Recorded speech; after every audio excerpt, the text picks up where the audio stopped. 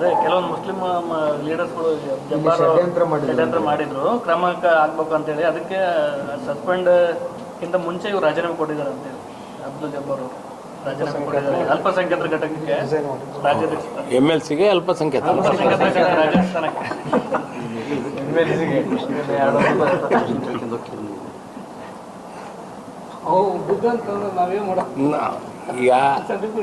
ಈಗ ಇದ್ರಾಗ ಪ್ರಾಕ್ಟಿಕಲ್ಲಾಗಿ ನಾನು ಕೇಳಿದರೆ ಇಲ್ಲಿ ಗ್ರಾಸ್ ರೂಟ್ನಾಗ ಏನು ನಡೀತೈತಿ ಅನ್ನೋದಕ್ಕೆ ಈಗ ಅವ್ರು ಹೇಳಿದರು ಇವ್ರು ಹೇಳಿದರು ಅನ್ನೋದಕ್ಕಿಂತ ಎಲ್ಲ ಲೀಡರ್ಸ್ಗಳು ಇದ್ದರು, ಹೈಕಮಾಂಡ್ ಇತ್ತು, ಅವ್ರವರೇ ಡಿಸೈಡ್ ಮಾಡ್ಕೊಂತಾರೆ. ನಾನೇನು ಇದ್ರಾಗ ಹೇಳ್ಬೇಕು ಮಾಡಬೇಕು ಅನ್ನೋದೇನಿಲ್ಲ.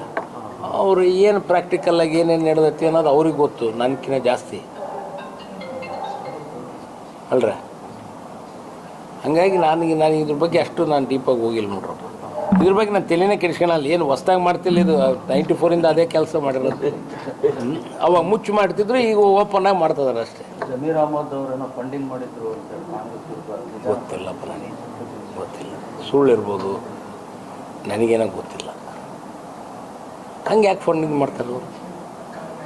ಬಂದು ಇಲ್ಲಿ ಊಟ ಮಾಡಿ ನಮ್ಮ ಜೊತೆಗಿದ್ದು ಎಲ್ಲ ಮಾಡ್ಯಾರ, ನಮ್ಮ ಸಂಪೂರ್ಣವಾಗಿ ಸಪೋರ್ಟ್ ಕೊಟ್ಟಾರ ಜಮೀರ್ ಅಹಮದ್.